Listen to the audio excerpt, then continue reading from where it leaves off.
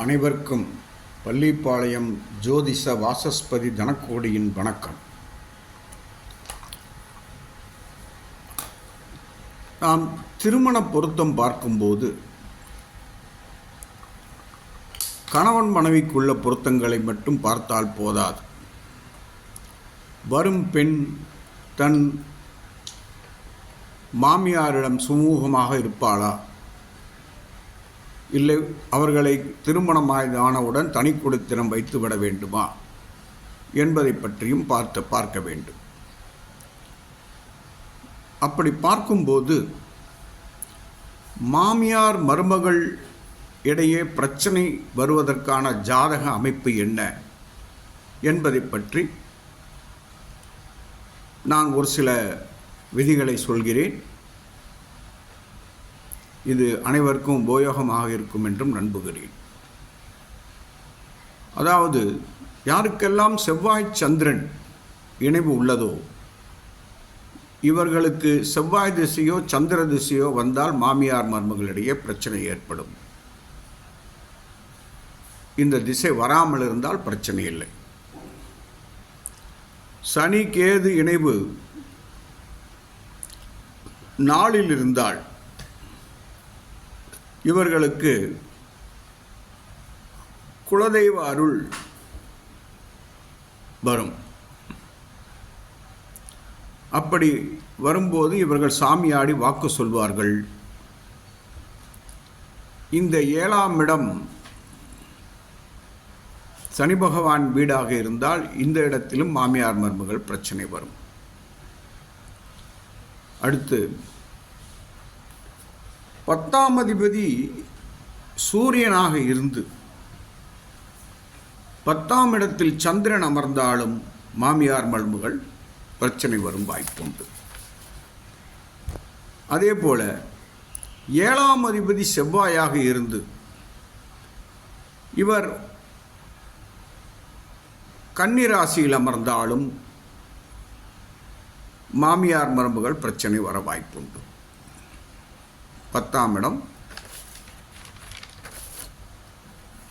மிதுன ராசி, அங்கு அமர்ந்தாலும் மாமியார் மருமகள் பிரச்சனை வரும். செவ்வாயும் புதனும் ஒருவருக்கொருவர் வேதகன் என்பதால். மேலும் சுக்கிரன் அஷ்டமாதிபதியாகி இவருடன் 7ஆம் அதிபதி சேர்க்கை பெற்று 10இல் அமர்ந்தாலும் மாமியார் மருமகளிடையே பிரச்சனைகள் வரும் வாய்ப்புண்டு. இவர்களையும் தனி குடித்தனம் திருமணம் முடிந்தவுடன் வைத்துவிட வேண்டும். அதே போல பாதகஸ்தானத்தில் ஒவ்வொரு லக்னத்திற்கும் பாதகஸ்தானம், சரலக்னத்திற்கு 11, சிறலக்னத்திற்கு 7,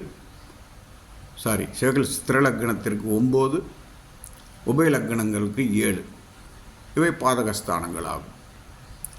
இந்த பாதகஸ்தானத்தில் 7ஆம் அதிபதியும் 10ஆம் அதிபதியும் இணைவு பெற்று அமர்ந்திருந்தால் இங்கும் மாமியார் மருமகள் பிரச்சனை உண்டு. அதே போல 7ஆம் அதிபதி 6இல் இருந்து களத்திரஸ்தான அதிபதி 6ஆம் இடத்தில் அமர்ந்து இந்த 6ஆம் இடத்தில் அமர்ந்த களத்திரஸ்தான அதிபதி 10ஆம் இடத்து அதிபதியை பார்வை செய்தாலும்,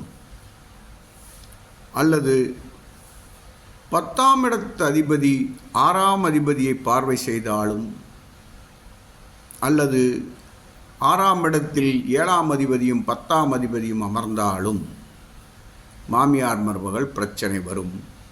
தனித்து கொடுத்தனமே சிறந்தது. அதே போல 7ஆம் இடம் மகர ராசியாகி 10ஆம் இடம் மேசராசி ஆகும்.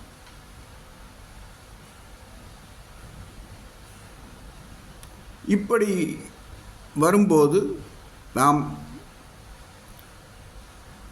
மாமியார் பிரச்சனை கண்டிப்பாக வரும் என்று சொல்லிவிடலாம். 10ஆம் இடத்திலிருந்து இவர் தன் 10ஆம் பார்வையாக மகரத்தை பார்ப்பார் செவ்வாய். செவ்வாய் சனி என்பது சனிக்கு செவ்வாய் பேதகன் என்பதால் இங்கும் மாமியார் மருமகள் பிரச்சனை வரும் வாய்ப்புண்டு. அதாவது செவ்வாய் மீது சனி பார்வை செய்தாலும்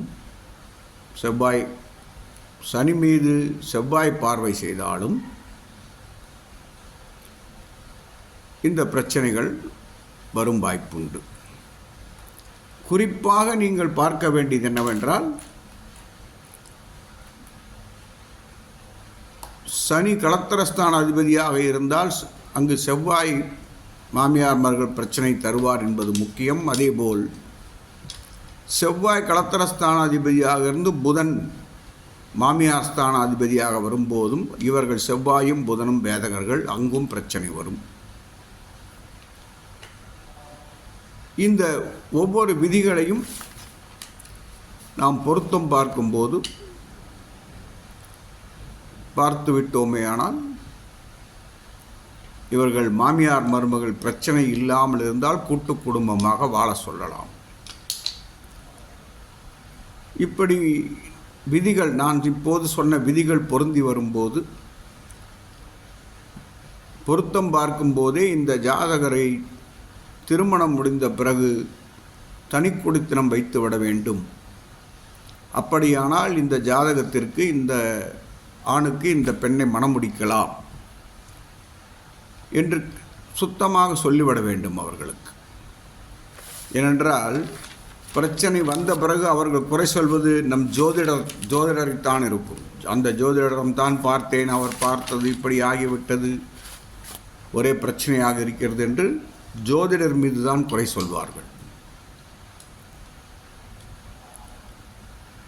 மேலும் விவரங்களுக்கு என்னை அழைக்கலாம். நேரிலும் ஜோதிடம் பார்க்கப்படும், ஆன்லைனிலும் ஜோதிடம் பார்க்கப்படும். எனது ஃபோன் நம்பர் 93 64 11 12 94 மற்றும் 94 87 31 33 00, அதாவது 9364111294 மற்றும் 9487313300. ஜாதகம் பார்க்க அப்பாயின்மெண்ட் பெற்றுக்கொள்ள வேண்டும். நன்றி, வணக்கம், வாழ்க வளமுடன். பள்ளிப்பாளையம் ஜோதிஷ வாசஸ்பதி தனக்கோடி.